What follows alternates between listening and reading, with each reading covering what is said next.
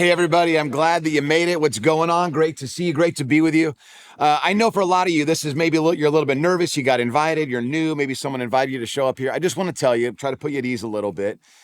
Our prayer, our hope, our desire, our longing is that you can find this to be a place you can call home, because nobody here has all the answers. Nobody's got it all figured out. We are convinced that we're made for life with Jesus, but that in and of itself is pretty tough. And so we need each other. And we say this a lot around here, that the best stuff we got going on here is not any of our church programs. It's not any of the ministry events we got going. It's each other. It's the people. And so however you wandered in here, like we say a lot around here as well, is it's good to be together. My name's Jeff, and I'm one of the pastors here, and it's my honor to be with you today. So let's jump right in. We're going to start right out of the gate into something here. And I want to read to you just this passage. This is out of 1 John chapter 2, beginning of verse 15. It says this: "Do not love the world or anything in the world. If anyone loves the world, love for the Father is not in them. For everything in the world, the lust of the flesh, the lust of the eyes, the pride of life, comes not from the Father, but from the world. The world and its desires pass away, but whoever does the will of God lives forever." Now, pause for a second. Just close your eyes. If you're willing to do that, I know maybe if you're new, you're not so sure about that, what's going to happen when I close my eyes. But just for a second, if you would, just close your eyes, pause. Let me ask you a question. As you're kind of rethinking your week, as you're pulling everything together, thinking maybe about what's ahead, would you just pause, exhale, and answer this question? What's missing? What's missing? Like, if I had it, whatever's missing now, if I had it, I'd be whole or complete or full. It could be something that you achieve or something you buy or something that you attain to, but it doesn't have to be massive or obvious. But what's missing? What has your attention, your focus that isn't in your life now? What's missing? What's that thing that you're willing to make some sacrifices for? You're willing to compromise if you could get it. You're willing to sort of figure out a way to have that there, because if you had it, you'd feel like something has become whole. What's missing? Now, open your eyes. There's a lot of words we use to describe the having of that thing in our life that's missing. We can describe it in a lot of different ways. In our own language, probably one of the best ways, or one of the most familiar ways we have to describing that, is the word happiness. If I find it, I'll be happy. I'll be complete. I'll be full. Now, what's missing and all that stuff, our own definitions of happiness move over the course of our lifetimes. For a lot of us, it changes over the course of our life. I remember when I was in junior high, I wasn't much of an athlete. And I remember I felt like one thing that might have been attainable for me as a junior high 7th grader, I was like, I wonder if I could run a 6-minute mile, which was a big deal in junior high. And I remember by the time I got to 8th grade, I could run a 6-minute and 3-second mile. If only. Just missed it. Of course, the gold standard for how to be an athlete in junior high at that time was the president's physical fitness test. They don't even have it anymore. I guess they deemed it to be too cruel. But one of the things was if you could do, 10 pull-ups was kind of like you're kind of Iron Man. You're kind of amazing. And I remember I could do, but it took me a little while, but I could do one pull-up. Man, if only I could have done a few more.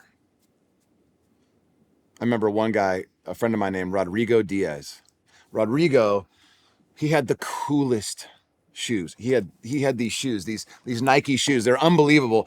And they had the little air window. This is the very beginning of Nike with their air window. And I had shoes that were Nikes, but they didn't have the air window. And his shoes were old. And I remember I asked him, "Hey, Rodrigo, could I buy those shoes?" And he goes, "Sure, $35. And in 8th grade, I think it was, I bought a pair of old Nikes for $35, because if I could have them, I'd be full. I'd be happy. By the way, do you know how many pull-ups you could do in those Nikes? At least 3, I'm sure. I'm convinced. But I never really got there. In any event, it's what's missing.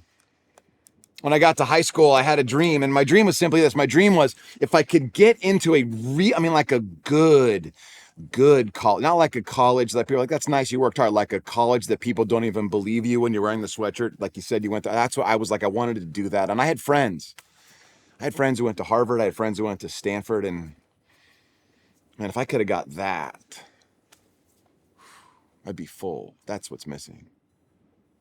When I finally did get to college, it was right around the time that this movie, this is, well, you can tell right away. This movie came out in 1996, which would have been my sophomore, junior year of college. And the movie was called Jerry Maguire. Shared my last name. It was so great. And you remember this. And some of you, if you're old enough, you remember this movie, and it had one of the most famous lines of any movie ever is Jerry, the main character, walks into this divorced women's recovery support group, whatever. And he walks into the room, and above the din, he looks at the girl of his dreams, and he says, "You complete me."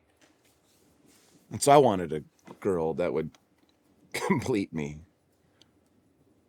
And I found a girl, and I dated her. And then we got married. We've been married for 26 years. And somewhere along the line, I realized it's too much to ask anybody to complete another person, even though that was the dream. If only. And then we got married.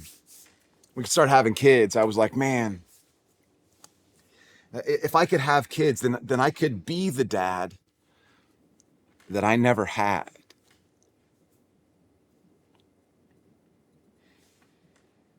And then as I started raising my own kids who are getting older now, I mean, I wanted them to be the star athlete and do a pull-up. I wanted them to have the incredible GPA. I wanted them to get into the college that I couldn't get into. And I thought if they could do that, that would make me complete. I'd be happy. 2 of my kids are now in college. When they're gone, all I can think is I can't wait for them to get home. And so from August to May, I'm like, when are they going to be back home? And they come home, and I'm like, oh my gosh, here they are. They're living in our house, and everything's back together. And this is the way it's supposed to be. I feel full. I feel complete. I feel happy.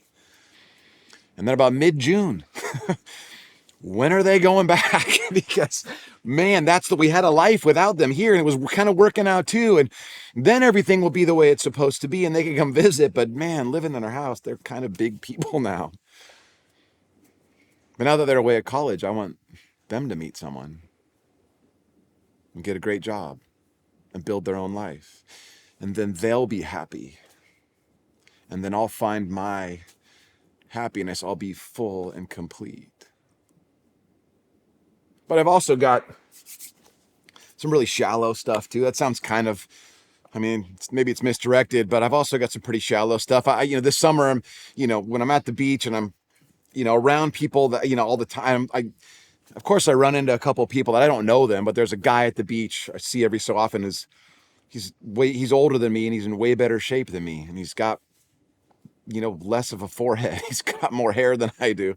And he's loading his surfboards into a nicer car than I have. And I can only imagine he's driving off to a house that's bigger and overlooking more whatever beautiful stuff. And I think to myself, if I could just have that, I'd be full and complete and happy. You see, the search for happiness is really just the search for completeness. We don't call it that all the time. We don't always think about that, but the search for happiness is simply a search for completeness. Now, with that in mind, let's just revisit where we started with is 1 John, that passage in 1 John chapter 2. It starts with this: do not love. It's sort of odd if you've been around the church at all to have the command to not love. It's kind of a strange thing, but that's how it starts. Don't love. Now, the word love we could talk about it in a lot of different definitions, but at the very least, there's a couple things that we would all probably agree on.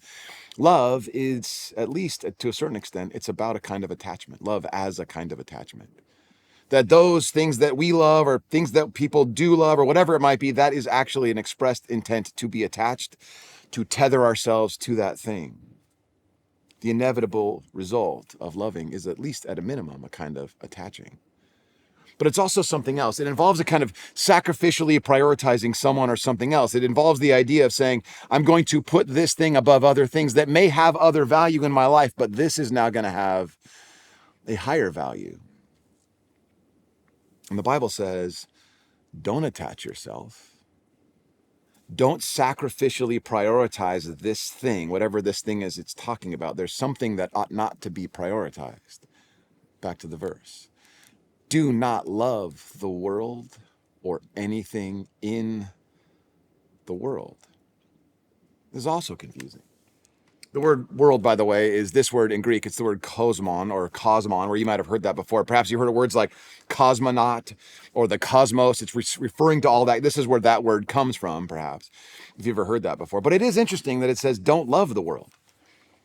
I mean, right out of the gate, if you've ever read the Bible, maybe some of you have done this before, right out of the gate, in the very beginning, Genesis chapter 1, God says this, God saw all that he had made, Genesis 1:31, and it was very good. And there was evening and there was morning, the sixth day. The very reality of God's creation, he looks at it and says, it's really good. And here we get the instruction, don't love it. That's strange.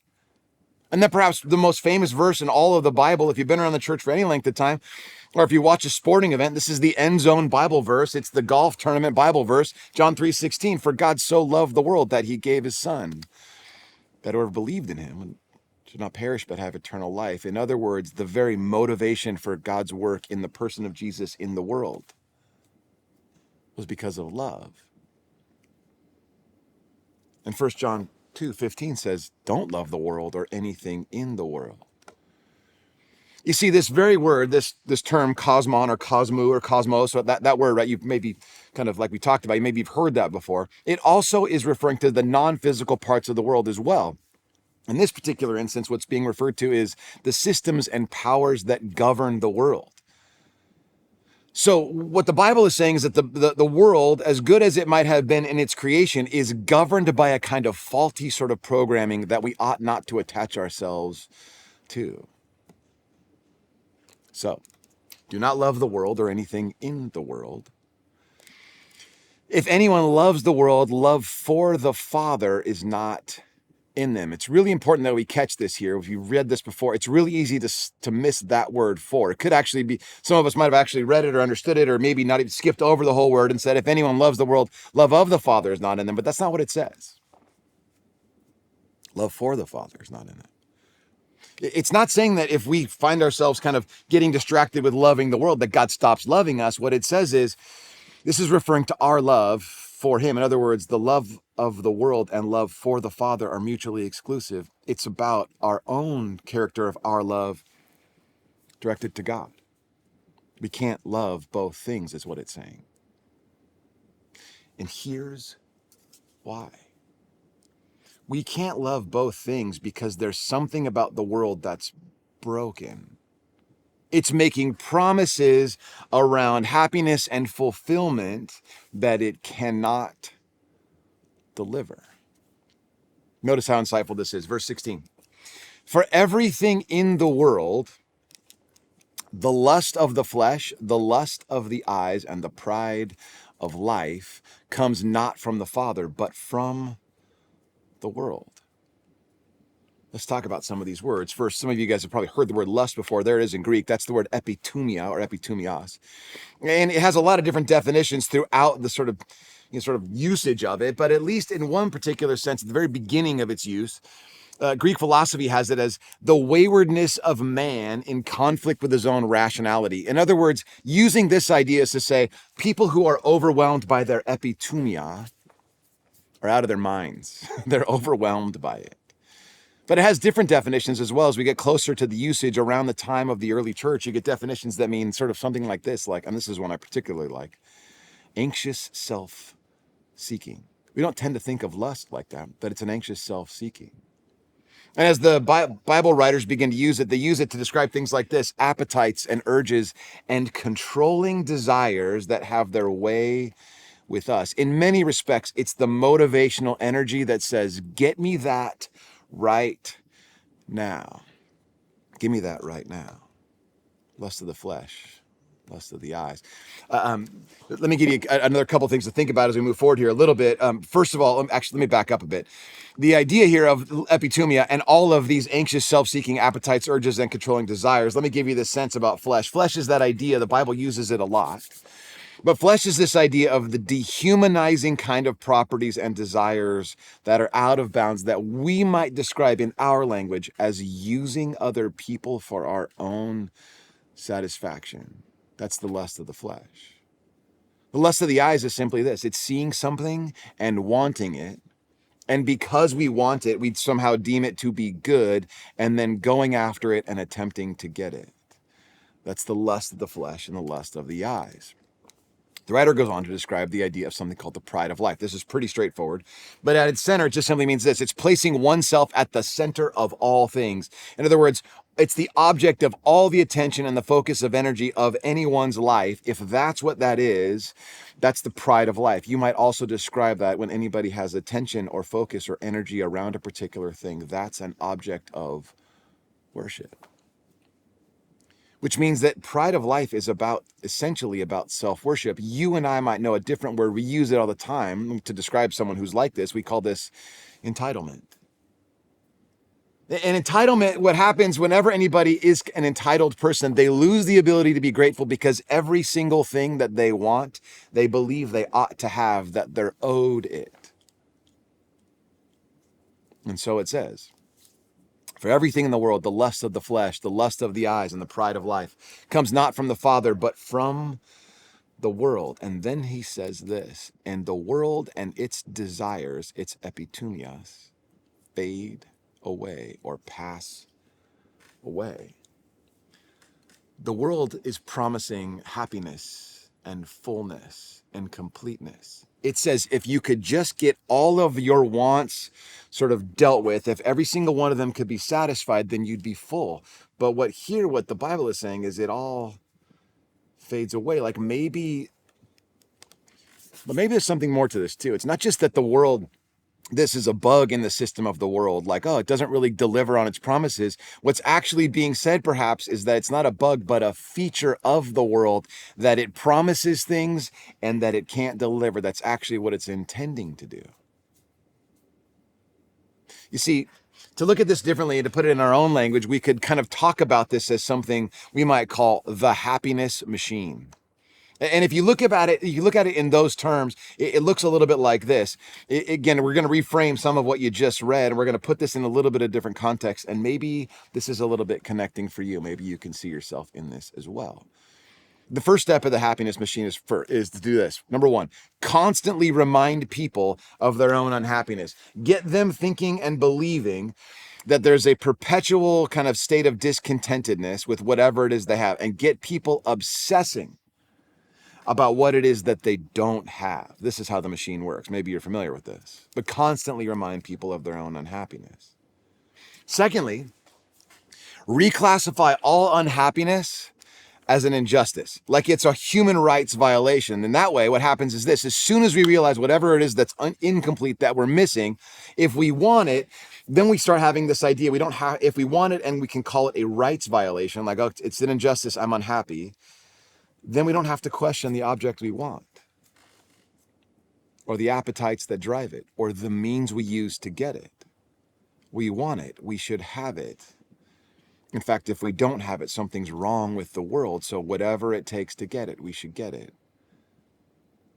So first, remind people of unhappiness. Secondly, remind people, or sort of give them the sense that any kind of unhappiness should be reclassified as an injustice. And then third, offer an immediate and accessible solution. What you need is right here. Now, maybe it's a path that's right here. It's not always right there, but there's a path right here. You can have it, and it will give you what you're looking for right now. You just have to come down this way. Everything will work perfectly the way that you want it to. Remind people of their unhappiness. Reclassify unhappiness as injustice. Third, offer an immediate and accessible solution to people. And then fourth, purposely leave people unfulfilled by the solution that you give them. This is the way the happiness machine in the world works. Build into it a kind of incompleteness, because the world knows something that we've all experienced, and it's going after that all the time. The world knows something. The world knows, look, whenever we have this experience, if whatever I have now isn't enough, which all of us have had that experience before, if whatever I have now isn't enough, then clearly whatever I don't have, well, that must be the solution. Leave people unfulfilled by the solution and then give them the sense that there is something that they could have that's just right outside there. If you saw it, you could have it. And because you don't have it now, if you had it, you'd be happy. You'd be complete. You'd be whole. Every single one of us has this experience. We saw a thing. We pursued it. We thought about it. We looked online and we had the browser tab open for a couple of weeks. We didn't want anybody to close. It's been in the shopping cart for a while. We wanted to think about it and feel the cost there. We've all done that stuff. And then we got it. And then we forgot it because it passed away. It just wasn't enough. It didn't do the trick for a very long time. And we just need the next thing, a new thing. Which leads us to the fifth step. After we've kind of been reminded of our own unhappiness, and we kind of reclassified our unhappiness as a rights violation and injustice, and we've sort of found our way to an immediate and accessible solution. Then we've been left still feeling kind of as though there's really kind of an unfulfillment there. The last thing is simply to do this, to repeat it over and over and over again. The happiness machine is designed to make us dissatisfied. It's designed to give us a sense like you're almost there, but not quite. We've all had this experience. It's everything from the addictive stuff some of us are familiar with to what's built, this nefarious quality built into the tech stuff that we all have. It's called forced obsolescence. It means it's built with forced obsolescence, means that the thing itself is built to no longer work after a period of time. Either it will break, it will not be fixable, or it will no longer be compatible with the universe that accompanies it, and you'll have to buy a new one. You'll be unhappy with the old thing on purpose. Now, eventually, maybe you know people who have had this experience. Eventually, that leaves us pretty worn out, pretty fatigued. Anybody familiar with that experience? Like, I'm running on the treadmill for such a long time, it's supposed to work out, and it's still not working out. You ever kind of felt like, man, I wish I could just dial this back a little bit? You know, one of the outcomes of fatigue is despair. And in despair, notice this is fascinating. In despair, there's impaired cognitive function, which means that there's slower thinking, a decreased attention span, and poor decision making. Just think about how that might play into the machine into which we're kind of functioning, this happiness machine. In despair, not only do we have impaired cognition or impaired cognitive function, we also have decreased motivation. And there's one other thing, and see if this also might resonate or you have some kind of acquaintance with. It's also increased anxiety. If you remember, we talked about epitumios. Epitumios means that word for lust. Epitumios described the idea, at least in one of the uses, as anxious self-seeking. Perhaps, maybe we could flip it. That it's a self-seeking that brings about anxiety. You see, if this is the happiness machine, maybe it's broken. Now, to be fair, maybe it's designed to do exactly what it's doing, but it's not delivering on its promise at all. And you and I know people, whether it's us or anybody else, who gets to the place where we go, this doesn't seem to really be functioning the way it's supposed to be. The promises are not being delivered. I came across a guy not too long ago, a guy named Arthur Brooks. Some of you know who that is. He's a professor at the Harvard Business School. I'm sure his parents are really proud that he went to Harvard. But he's also a writer at the New York Times and at the Atlantic. And he writes a lot on the subject of happiness. And he was asked, can you give us a formula for happiness? I thought, this is brilliant. He's going to boil it all down to a formula. That's a bold request. And here's what the research says. After all the research he's done on happiness, here's what he says. He says, first, let's start with the formula for unhappiness. And notice this. This is fascinating. The unhappiness formula, according to Arthur Brooks, looks like this. Step 1, use people. Use people. Step 2, love things. Attach yourself to stuff.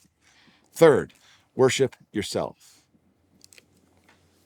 Use people, love things, and worship yourself. If you want to figure out the pathway, the most reliable pathway to be unhappy, use people, love things, worship yourself. In our language, or in the language you might be recently accustomed to, it's let go or give all the power or juice or energy, whatever you want to call it, to the lust of the flesh, the lust of the eyes, and the pride of life. Now, on the other hand, notice the similarity too. He says, here's the happiness formula. Again, according to Arthur Brooks. Secular business guy, whatever. Here's what he says. The happiness formula looks like this. Love people, use things, and in this sort of secularized language a little bit, worship the divine. All the research says where people sort of diverge between happiness and unhappiness is that unhappy people, they use people and they love things and they worship themselves. But happy people over the course of their lives have figured out that the secret to it, at least to a certain extent, love people, use things, worship God. Love people, use things, worship God. Now, one of the things I've learned over the course of being married for 26 years is that it's really important for, the two of us, me and Amanda, to get away every so often and really get away without our kids, without, planning a family thing. And so we did we couldn't get away this year or this summer. So here's what we did. We got away, but not away. And it's like not a staycation. We didn't stay at home because that's really just, we're doing laundry and cleaning the house. So that's not really fun. So we went to Laguna Beach. We found this really tiny little boutique hotel and we stayed there for 2 days. And it was kind of interesting. We're at the lobby /lounge/bar. Again, it's a really small hotel and it's really high on the cuteness scale, which mattered to Amanda, not to me, but we're there. And we're at this kind of combo lobby bar lounge area at kind of the entrance there. And they're like, "Where are you guys from?" And they're wiping down the bar. Dana Point. They're like, "Oh, you guys could have walked here." Yeah, pretty much. But we were like, getting away. And they're like, "Yeah, we've had nobody come you're the closest person to our hotel who's ever stayed here." Anyway, the bartender starts talking to Amanda, and whenever that happens, this is typical for with my wife, is that whoever's talking to her inevitably is going to say everything about their life. They're just going to, everything they've got, it's going to come out to her. So the bartender's talking to her, and a couple sits next to me. And they start this woman starts talking to me, and she's, she starts telling me about her family, and she's not dramatic, but clearly it's been a tough road for her. She's got a kind of an interesting family story. And then she looks at me and we're talking and hanging out, and I'm like, "Okay, you guys should leave, and I don't want to talk anymore." And she says, she says the thing that it's just the most difficult thing in the world for me in a situation like this. She goes, "What do you do for a living?" And I'm like, "Tell me more about your family. What else is going on? And who's this guy? And who are you with?" And all this, I'm like trying to dodge it. She goes, "Tell me what you do for a living." And of course, because I dodged it, I made it weirder than I wanted. I go, "It could get weird if I tell you the answer," which only makes it weirder and more interesting. So she's like, "You have to tell me right now." And she takes a guess. I go, "Okay, what do you think I do?" She takes a guess. And I'm not joking you. This is what she says. Are you in the mortuary business?" I was like, "The mortuary?" I go, "Well, I mean, that's kind of close." I go, "I'm a pastor." And she starts kind of, you could tell, and then I could hear, I could kind of feel the bartender kind of looks at me. Everybody's kind of reacting a little bit. It's not like again, it's really just a combo, like a living room, basically combo lounge bar area. I'm just sitting there and everybody's kind of like, and I felt like the cars were screeching to a halt on the street outside. Like birds are flying away. The record scratched. Everybody looked at me and I was like, "Oh yeah, I'm a pastor." And the guy who's sitting next to her goes, "I thought you were in crypto." And I was like, "I look like a mortuary guy or a crypto. I don't know what the answer is, but whatever." In either case, she looks at me, and I've never had anybody do this to me before. It was really fascinating. And she's not sure about Jesus, the church, whatever. She did say at one point her daughter had spent some time in a kind of difficult time in her life actually being connected to church. But she just goes, She looks at me with the most tender eyes. She just goes, that must be such a burden to care for so many people. I was like, well, I mean, I was like kind of shocked by the question, or kind of her observation. I felt like I was sitting with Mr. Rogers, if Mr. Rogers was a woman who was really comfortable with a lot of swearing, because that was also her too, and maybe a martini or two. That was what I was sitting with this person. But she says, it must be such a burden to care for all those people. And I go, no, I have a team of people and so many volunteers. It's really great. And she goes, what's it like? And I'm like, now you're making it so wonderful. And I was making it so weird, and you're making it so wonderful. And she goes, well, what's it like? And I go, eventually what I figure out, all people ask kind of a similar question.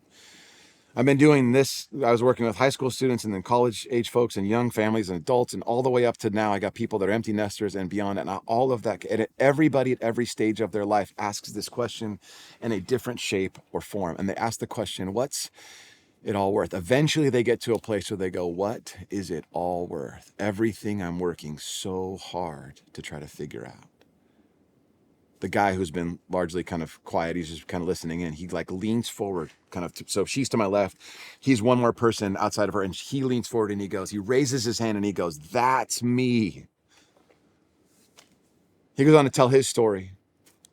That in college he partied a lot, like a lot of people do, and kind of lived that life. And then he decided at some point he really wanted to make a lot of money. So he did, and he got into finance, and he has some house in Newport Coast now.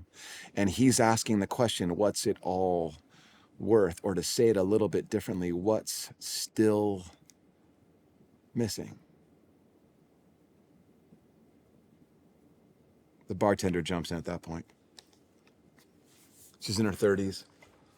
She says, I got told if I worked really hard and I got a really good GPA, everything would work out. I'd be happy. This does sound a bit familiar to me. And she goes, and so I went to UCLA, also familiar. And she goes, nothing changed. What's still missing? Now, I invited these folks to our church. Who knows if they'll ever show up? I hope that they do. I hope that they would, like everybody else, come in without having a whole lot of they just kind of come as they are, which is what I hope everybody does. Who knows if they'll come? But you see, the problem in this sort of instance isn't the absence of the thing that we think that we need. That's not the problem. The problem really is that when we get it, then we realize we put expectations on it that it could never deliver. And that's why we're wondering what's still missing. To paraphrase a famous Christian author, if whatever it is that we're looking for, we can't find it in the world, then maybe perhaps we ought to look somewhere other than the world and its systems to find it. If what it is that we're looking for we can't find in the world, then maybe we got to look somewhere else to find what it is that we are looking for, what we're longing for, what is still missing. Let's revisit it again. We started out with the question, what's missing? But let me ask it this way. Why do I still want this? What is it promising? I mean, if you had it, would all the wanting in all of your life cease? Would this be the end? Would you really have everything you hoped you could ever have, whether it's a relationship or a thing or an achievement, I don't know, or a status, if you got it? Would that be the end of all your wanting? What if I never got it? Would you not be a human being still? What if you never got it? Why do I still want this? There's a prayer that is in another part of the Bible that's worth reading. I'm going to read you an excerpt from it. The Apostle Paul's writing to the early church. Remember, these are Jesus people, church people, and notice what he's praying. This is what he wants for them. Bear with me, it's a little bit lengthy, but stay with me. It says in Ephesians chapter 3, it says this, verse 17. And I pray that you, being rooted and established in love, attachment, self-sacrificial prioritization, you being rooted and established in love, may have power together with all of the Lord's holy people to grasp how wide and how long and how high and how deep is the love of Christ. And to know this love that surpasses knowledge, that you may be, notice the language, filled to the measure of all the fullness of God. Some translations just shorten that to filled to the fullness. There's something about what the Apostle Paul is praying for and what he's intending for the early church, which is there's something about Jesus's people being filled to the fullness by the person of Jesus that has them rooted in love. Why do I still want this, believing it's going to give me something? Or is there something else that maybe God wants to give to you that cannot be given by the world? When the early church would gather together, they would celebrate from time to time what we call communion or the Lord's Supper. Sometimes it's just referred to, in some traditions they call it, the elements of it, the cup and the bread, they call this the Eucharist. It means good gift. And it is really a picture of, that the church got to remember on an ongoing basis. It was the giving of a kind of an alternative to the world's machine, this happiness machine. It was about Jesus in love attaching himself to us, giving us a picture of what the fullness and the completeness of life is. So in the cup and in the bread is a story that's told about how we can be filled to the fullness. And in a minute, we're going to receive communion. We're going to celebrate that together. But before we do that, would you pray with me as we go into this time? So let's pray. Would you, in your own kind of however it is that you approach this moment, would you just sit in the stillness of this moment?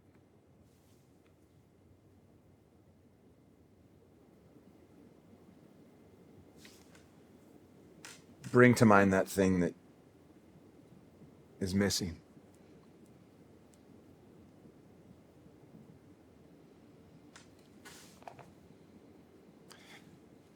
And then would you hold it? It's just imagine you're holding it in your hands and putting it out in front of God. And then ask him, is this going to be enough?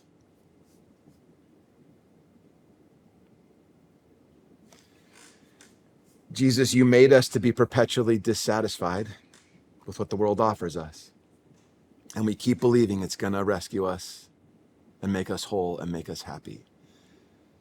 Father, would you remind us we were made for life with you and that it is only in you that we get the life we were intended to have. And so, Jesus, as we go into communion, we remember and we respond. It's in your name we pray, Jesus. Amen.